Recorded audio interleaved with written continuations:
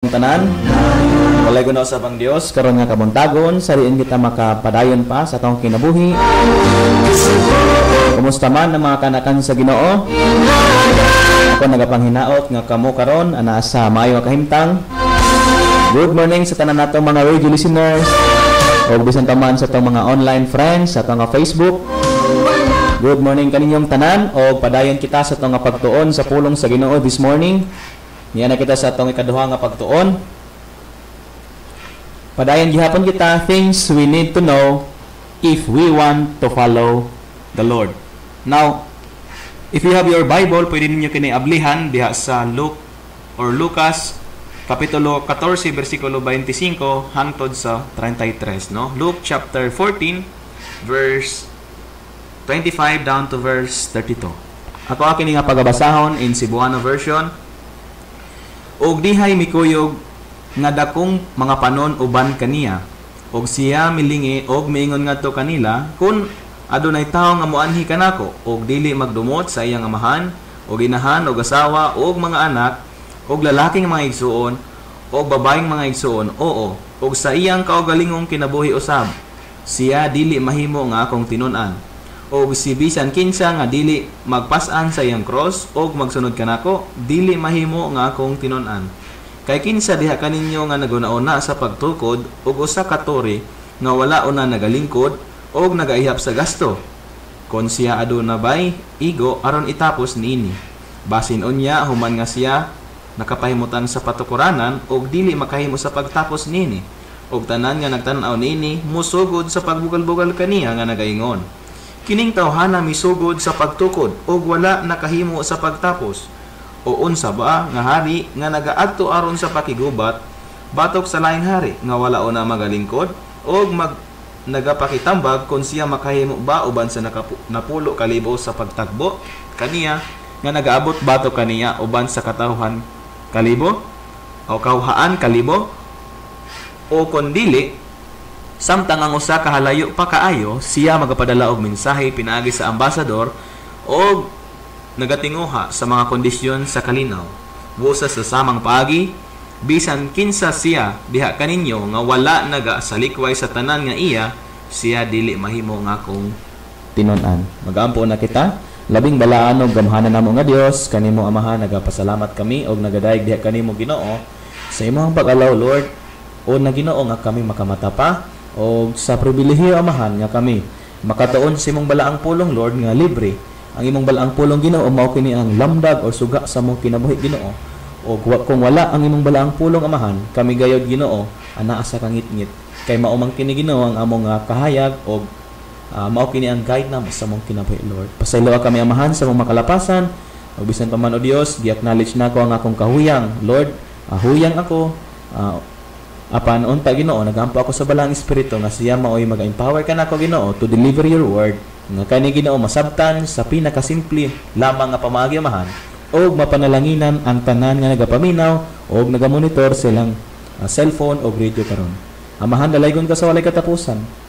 Panalangin man usab ang naga-follow nini nga video karon, ang nagatan-aw, ang naga-monitor silang radio, ika magapakamayo Amahan. Dalaygon ka sa walay katapusan o Dios. Ang dungog ug himaya ana lamang kanimo sa pangalan ni Ginoong Hesus, among Dios ug manluluwas. Amen and amen. Once again, good morning kanatong tanan. Now, things we need to know if we want to follow the Lord. No wonder mga igsuon, daghan mga tao nga nag-attempt nga mo-follow sa Ginoong Hesukristo, mosunod sa iyang kabubuton, and nakita nato higala nga asa naman to sila, no? Nganong na wala naman sila ning sunod, no? Sama sa unang sa panahon ni Jesus nga daghan na mga tinunan niya nga wala na ning sunod kaniya. Kaya nga naman wala nila gi-count ang cost, no? Naamanggoy gisulti ang Ginoong Hesukristo. There are things we need to know if we want to follow the Lord. And again, sama na sa sultihan nako gahapon, as a Christian, as a believer, nag-start ang atong Christian life, no? The moment we accepted Christ as our Lord and Savior with a repentant heart, nakasabot kita sa gospel, no? And then dira as a Christian, dapat naatay desire nga magsunod sa atong Ginoong Hesukristo. Naatay handom sa atong kasing-kasing nga makapahimuot kaniya. And mao ni naay gisulti ang Bible, ang pulong sa Dios sa mga pipila ka butang nga dapat mabal-an nimo kung ikaw usa ka tawo nga nagahandom nga mosunod diha sa tong Ginoong Kristo. Now kagahapon nasabtan na nato, no? Naputol pud ang atong live kay due to kuan siguro nag-maintenance ang PC. Now nasabtan nato gahapon that number 1, you must know how to carry the cross, no? Og nasabtan na nato ning cross, no? Nga kani nga cross diri is dili ni siya literal nga magkuanggit ka everyday. Maligo ka dahil dalon nimo ni maghimo jud kag dako nga cross imo gyud ning daladalahon sa imong workplace. Nasabtan nato nga kani nga cross nag-signify kani siya sa suffering, pain, death, no? Nasama na experience ni Ginoong Kristo. And now karon sa ikaduha nga higayon, number 2 is you must know to count the cost. Og mao kani karon ang atong tun-an. You must know to count the cost. Again, nganong daghang mga Kristohanon ang wala na ning sunod kang Kristo. Kaya nga naman, pag abot manggod sa paglutos, sa persecution, or anything nga nahitabo sa kinabuhi, is ning atras sila because they do not count the cost. Abi nila sayon ang kinabuhi ng Kristohanon. Abi nila ang Christian life is permanente ka happy. But the truth is, dili gid na ing ana, no, ang kinabuhi sa Kristohanon. Wala nagpasabot nga Christian na ka, ma-exempted na ka sa suffering, wala po na nagpasabot nga pag Christian na ka, exempted na ka sa problema, no? Now, in Luke chapter 14 verse 28, for which of you intending to build a tower sitteth not down first and counteth the cost, whether he have sufficient to finish it, no? Mao na kani imong tan-aw sa tong gibasa ganiha sa Luke chapter 14 verse 28, 25 down to verse 33. Makita nato si Jesus Christ naghatag siya og pasumbingay, no? Nakinsa ba sa inyo ha ang maghimo og usa ka tore, no? Unya dili niya i-count ang cost, no? Unsa may tabo niya na pag dili ma-count ang cost? Number 1, mawaan og budget, so ang may tabo dili mahuman ang tower. Kaya wala man gi-count ang cost. Unya pag dili na siya mahuman, ang effect niya na sa palibot, bugal-bugalan kay naunsa naman ning si kuan, no? Pataka ra man og kuan, no? Og himo-himo nya di man diay humanon. So man nang may tabo kay ngano man wala man nag-count of cost. Now as a Christian, if we want to follow the Lord, we ought to count the cost. Na gid na siya cost. Or in other words, na gid na siya murag kuan, no? Effect, no? Or cost or kanang atong bayran, no? Kay ngano man again, salvation is free, but following Christ is costly, no? It costs. What are the consequences that we must face, no? Or unsa man ang mga kuan, ang mga consequences or kanabitang effect, no? Sa diha mo sunod ka sa Ginoong Kristo nga dapat nato atubangon. Number 1, the consequences of losing family and friends. Now, the moment you follow the Lord Jesus Christ, ang tendency gala is mao ni posible nga mga mga friends and even ang imong sariling pamilya against nang sa imuha. Og mao ka nang ingon sa Ginoong Kristo, no? In verse 26, if any man come to me and hate not his father and mother and wife and children and brethren and sisters, yea, and his own life also, he cannot be my disciple. No? Ingon si Jesus Christ, no? Kung nahigugma ka mo sa inyong igsuon, nahigugma ka mo sa inyong amahan, nahigugma ka mo sa inyong inahan o sa inyong mga anak o sa inyong kaugalingon, labaw pa kanako, dili ka mo takos mahimo na akong mga tinun-an. Mao ka na ang point ni Jesus Christ, no? Nga ang point niya is mao ni, if we want to follow him, he must be the number 1, no, sa atong kinabuhi. Ang siya dapat ang atong number 1 nga higugmaon, no? Nga kung ang sa katao mas gihigugma niya ang iyang ginikanan o iyang pamilya o iyang mga igsuon labaw pa kung Ginoong Kristo, ingon si Jesus Christ ani nga verse is dili siya takos, dili siya worthy. Dili siya pwede mahimo niya nga tinun-an because the disciples of Christ, no, ang mga follower ni Jesus Christ mas nahigugma kang Jesus Christ labaw sa tanang butang nining kalibutana. Now, number 2, the consequence of losing freedom. No, in verse 33, ingon siya diri, so likewise, whosoever be able of you that whosoever he be of you that forsaketh not all that he hath, he cannot be my disciple. Kana bitaw naauntay kay desire, no? Og tungod kay nakasabot na ka nga dili ganahan ang Ginoo nini, dili makalipay ka ni sa Dios, imo ka na siya gi-forsake for the sake sa tong master. And pag dili nato kaya i-surrender ang mga butang nga dili magakalipay o dili igakalipay sa tong buhi nga Dios, ingon si Jesus Christ, you cannot be my disciple. Why? Because the disciple of Christ, no, kaya niya isalikway ang tanan para kay Jesus. And opposite to that, ang mga dili sumusunod ni Kristo, kaya niya i-sacrifice ang Panginoon. Kaya niya i-forsake si Jesus Christ for the sake sa iyang gusto.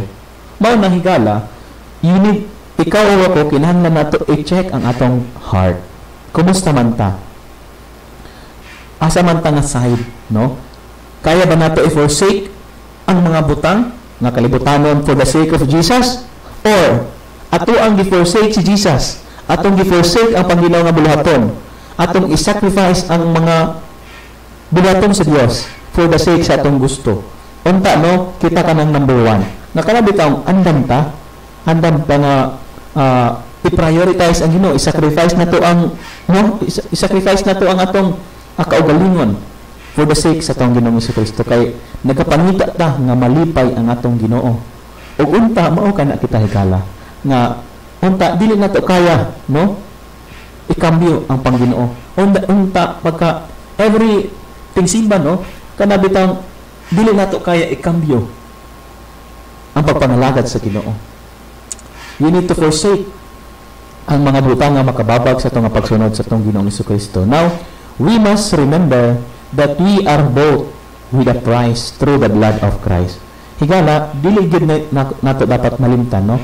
If you are a true saved believer in Christ, don't forget that you and I are bought with a price. Na ay price ang pagpalit sa tuwa sa itong buhay nga Dios, Ginoong Kristo. Pinaagid na sa iyang balaang dugo. In 1 Corinthians chapter 6 verse 29, the Bible said, "For ye are bought with a price, therefore glorify God in your body and in your spirit, which are God's." Mao na ingon sa Bible. You are bought with a price. Gipalit na ka, no? And therefore, that kay tungod gipalit na ka, i-allow na to ang nagpalit sa ato, ang mogamit sa ato, no? Kay gipalitan niya, kay gusto niya nga maggamit ta. Now, therefore, glorify God in your body and in your spirit, which are God's. Sama na gud nagmupalit kag kuan god motor, no? Kanang pagpalit nimo og motor, no? Imo ginang gigastuhan, mahal na. No, gi-cash nimo, gipalit nimo og dako kay nga presyo.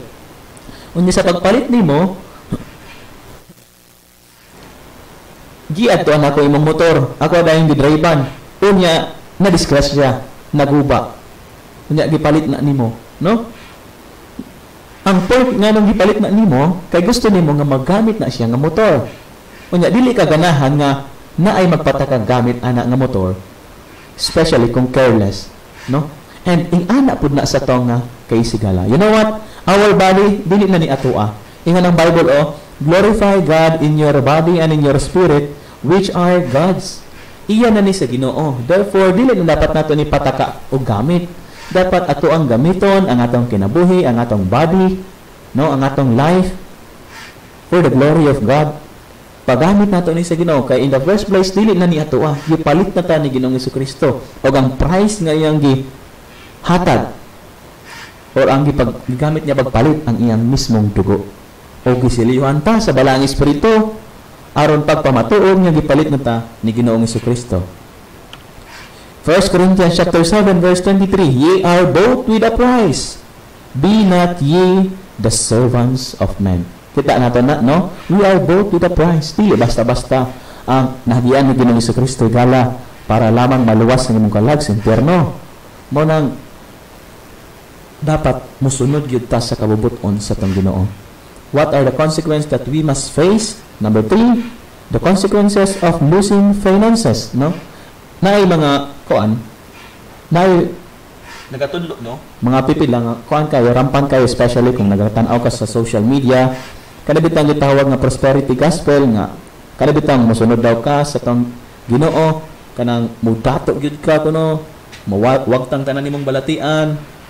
And now, we know from the Bible nga dili ka na siya tinuod. Kay the moment, no, nga mosunod ka kay Jesus Christ, sometimes opposite.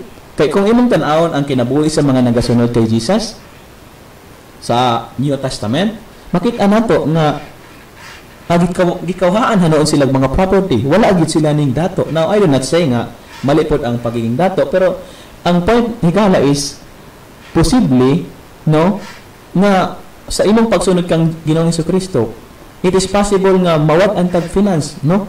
Na manaingon siya sa Bible nga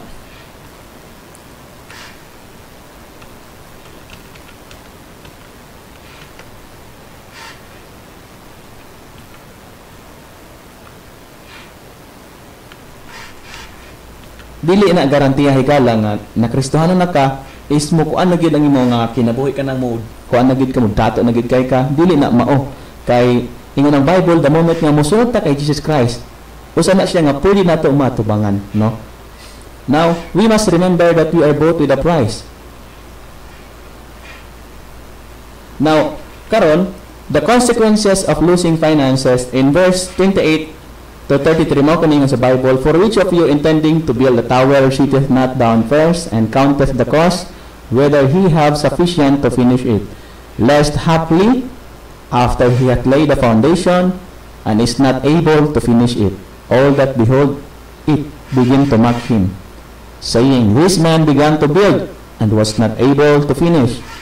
Or what king going to make war against another king sitteth not down first and consulteth whether he be able with 10,000 to meet him that cometh against him with 20,000? Or else, while the other is yet a great way off, he sendeth an ambassage and desireth conditions of peace. So likewise, whosoever he be of you that forsaketh not all that he hath, he cannot be my disciple. Now, the question, nagpasabot ba kadto nga di na gyud tayo bless sa Ginoo? Now, the question is, does God willing and able to bless us? Yes. You know what igala? As a Christian, able man gyud ang Ginoo o willing siya mo bless ato. In fact, ingon ang Bible sa Romans chapter 8 verse 32, he that spared not his own son but delivered him up for us all, how shall he not with him also freely give us all things? No, ingon ang Bible nga, ingon si Apostle Paul, kung wala ka niya, no, gispare ang paghatag siyang kaugalingong anak si Ginoong Jesucristo para sa atua, which in fact dili ta worthy pakamatyan sa atong Ginoo, no? Shall he not with him also freely give us all things? Nagpasabot kini gana is that God is willing and able to bless us. No? Now, things we need to know if we want to follow the Lord. Again, number 1, you must know to carry the cross. Number 2, you must know to count the cost.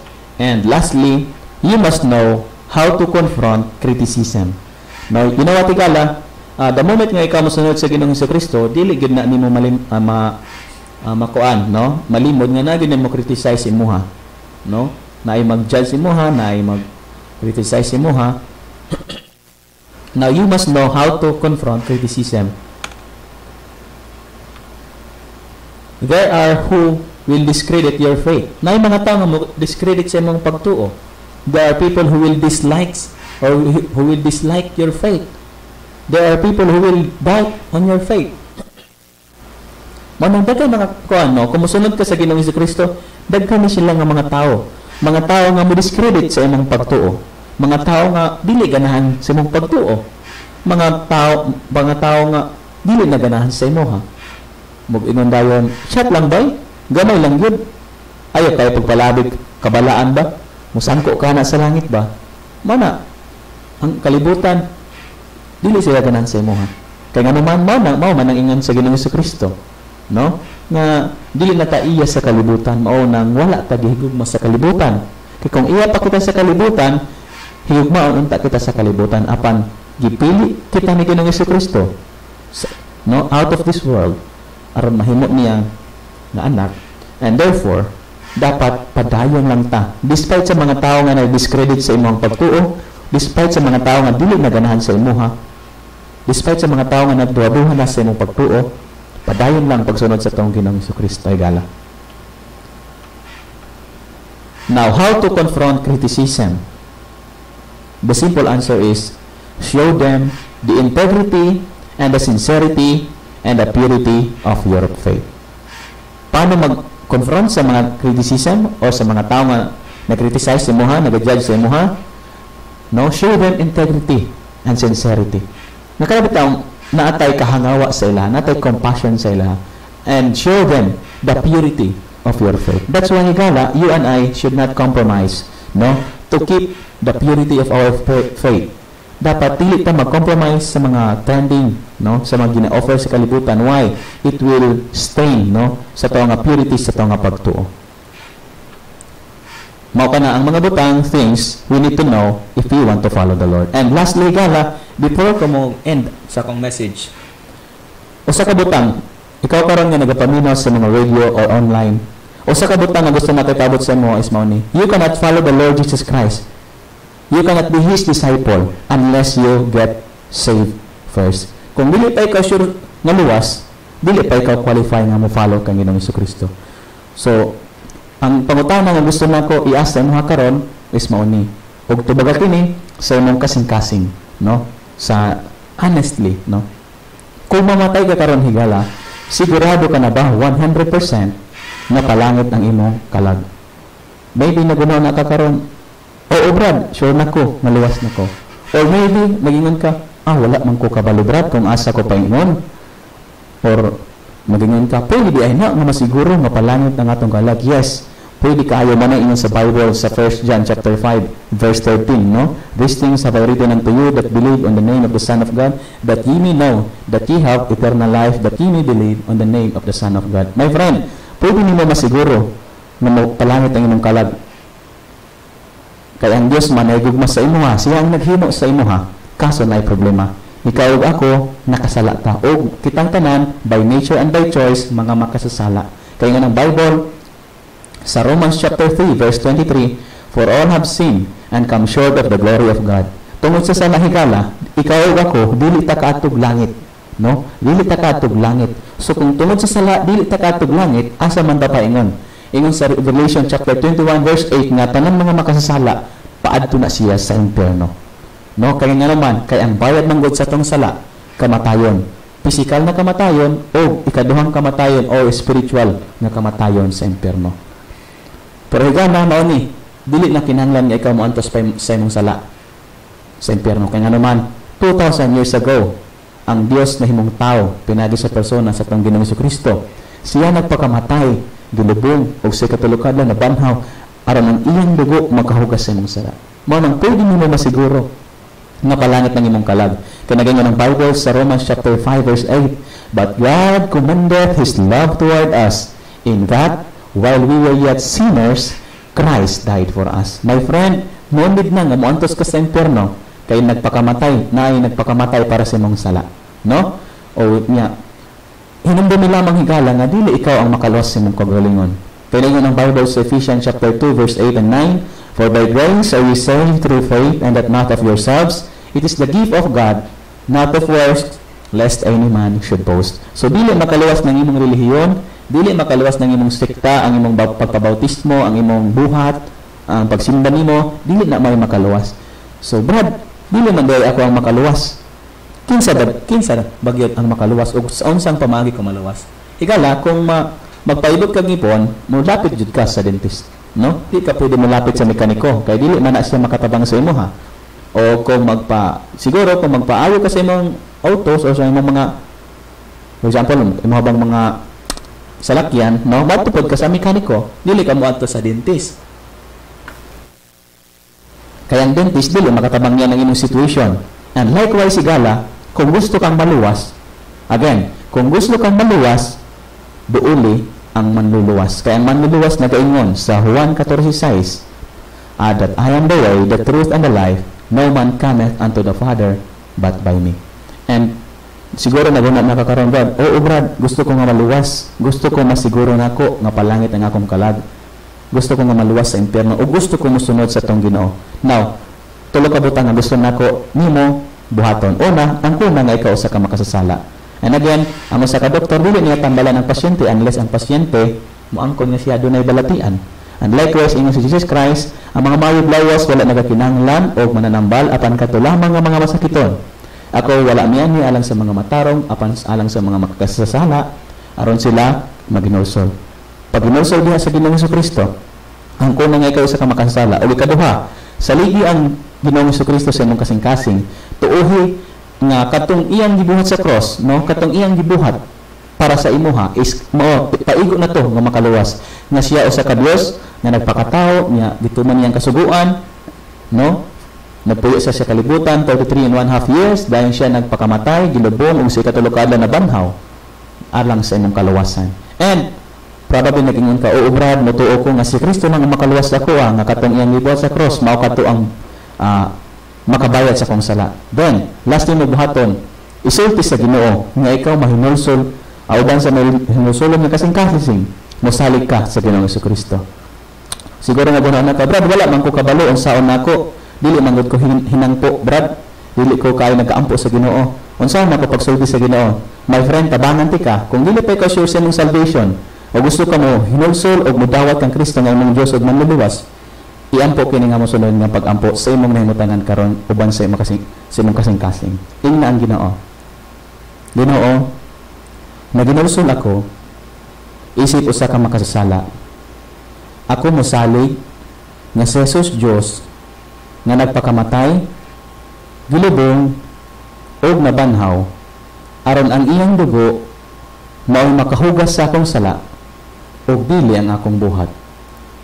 Luwas ako sa impyerno, Ginoo, ug salamat sa libre na kaluwasan. Sa pangalan ni Jesus, Amen. Congratulations, my friend, kung imong gidawat karon si Jesus Christ, ingon ang Bible, himo ka niyang anak, ug walay anak sa Dios nga maimpyerno. And now, kung isa ka kakristohanon karon, unya nagapaminaw ka sa imong radio and sa imong cellphone, sa online, praise the Lord, kung ikaw sa nakaluwas na, and padayon, pagsunod sa imong Ginoo, kay walay laing makasatisfy sa to ang kinabuhi sa kalibutan kundi mao ang pagsunod o pagbuhat sa kabubuton sa to nga buhi nga Dios. Magaampo kita in closing, Ginoo, nagapasalamat kami sa imong pulong, Lord. I-bless ka to sa among kasing-kasing in Jesus name. Amen.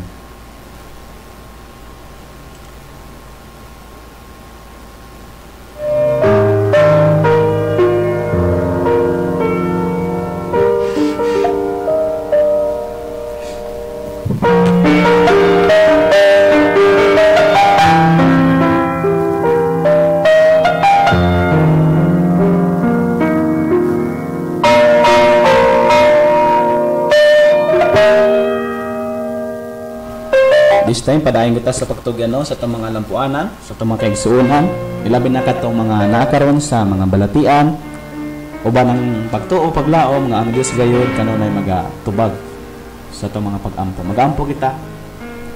Labing balaan o mahigugmaon na mga Diyos, kanimo Amahan, nagapasalamat kami sa imong pagpakamayo, Diyos, karon nga adlaw. Salamat sa imong pulong, Amahan.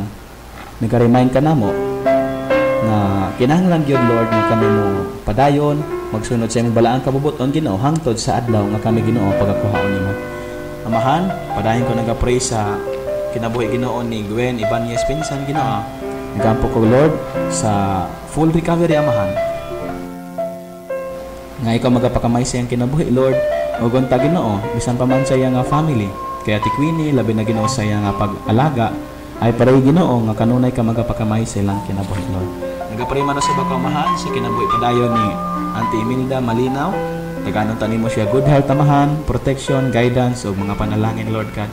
Ilabi na, Ginoo, ang iyang kay ilahani ng Pipay o kay ng Kunching sa good health o kay Kuya Bubong o sa good health sa mga kabataan sa ilang pag-eskwela, Lord God. Nagapray man sa bakaw, Amahan, padayon sa mga members, Ginoo, nga out of country karon, especially, Lord God, kay Auntie Loida Gomez Julian,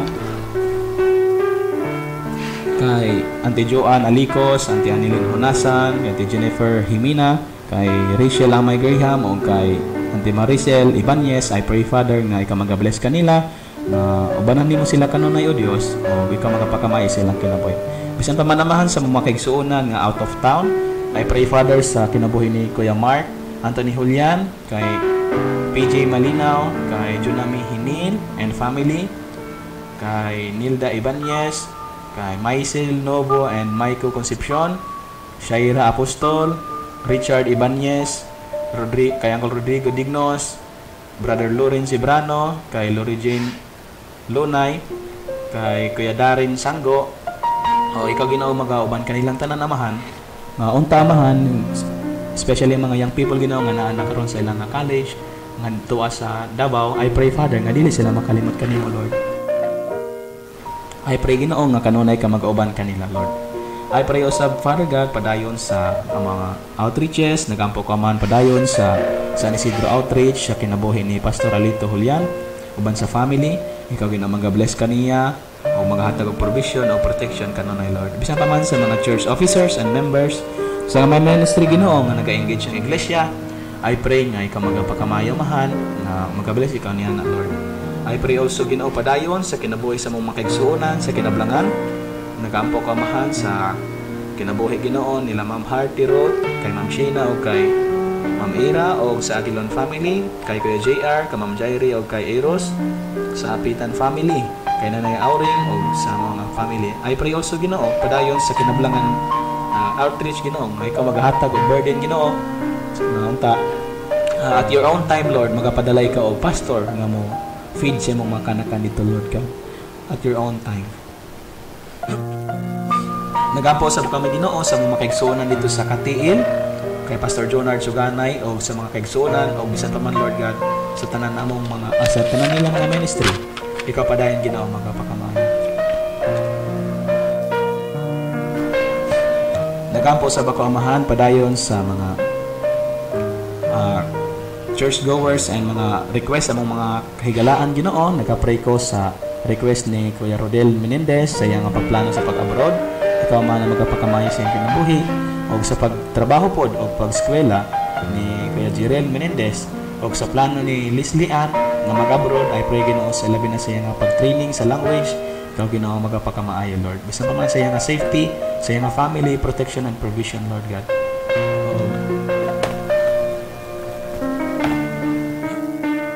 Nagampo man sa bako Ginoo sa mga nagapaminaw karon sila nga radio Ginoo, ikaw mag-bless kanilang tanan o bisan pa man sa mga online friends Lord. Wala ako kabalo exactly amahan sa ilang nga desire silang kasing-kasing apa nagampo ka mahan nga bis kung unsa man kadto Ginoo unta ikaw gayud magatubag sumal agay amahan sa ilang balaang kabubuton. O panalangin ni kami Ginoo o bisan pa man o Dios ikaw padayon magapakamayo mag-bless ngadto kanila nga nagapaminaw silang radio o nakamonitor silang cellphone Lord. Amahan dalaykon ko sa walay katapusan ang dungog amahan ginabalik na mo diya kanimo o ang pagtugan ni mga lampuanan uban ang paglaong o pagtuo nga ikaw magatabag ni ini. This we pray in Jesus name. Amen.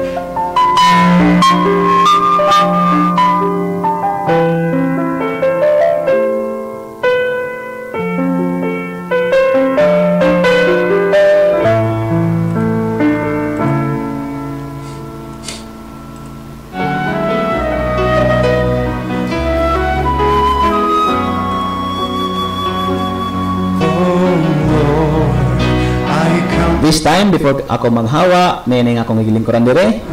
Tuguti ako sa pagtimbaya sa itong mga kaigsunan na nagamonitor karon online.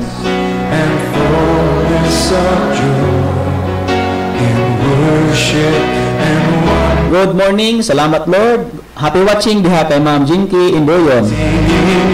Good morning everyone. Di kang kato kay Auntie Gingging Hungkolada. Good morning te.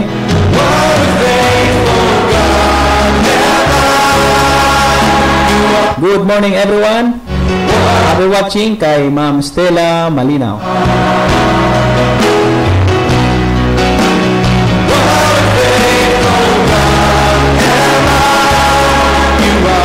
Blessed morning Brother Juan. Purihin ng Diyos sa buhay mo at nagagamit ka sa kanyang gawain. Totoo yan, mahalaga ang kaligtasan ng ating kaluluwa. Good morning and happy watching. Gikan ka to kay Ma'am Cynthia Gilias.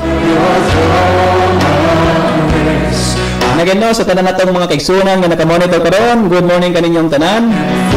Daghang kaayong salamat sa inyo nga makanunayon. Nga pag-tune in sa inyong mga radio every morning. Kining inyong igsuon Brother Juan, Juanito Lontod Arbion. Makauban ninyo every Thursday and Friday. O ako magapanamilit na og magaingon. Ang Dios magapanalangin kaninyong tanan.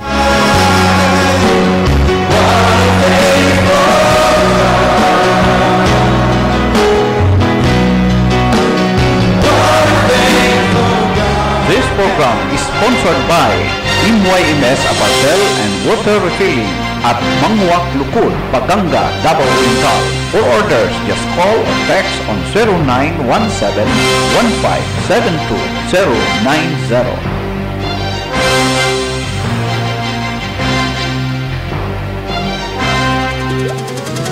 A place like home. Come and visit at MYMS Apartel, located at Mangwak Lukud, Paganga, Davao Oriental. MYMS Apartel offered also meals. For reservation, just call or text on 0917-1572-090. Oras sa Kabataan, kada Sabado alas 11 hangtod alas 11:30 sa buntag, uban kay Ate Jeb ug mga kaubanan, magahatag og Diosnong istorya gikan sa balaang kasulatan. Dinhi lang sa ECGM Christian Community Radio 104.9 FM.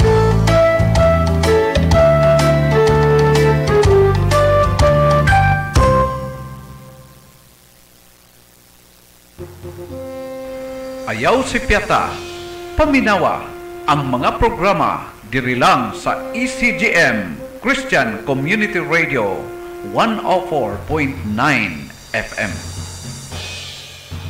A great challenge to only listen to Christian music. It's a life-changing. Listen to nothing but the Christian music for all days. Only in ECGM Christian Community Radio 104.9 FM. Ikaw nagapaminaw sa East Coast Gospel Mission Christian Community Radio.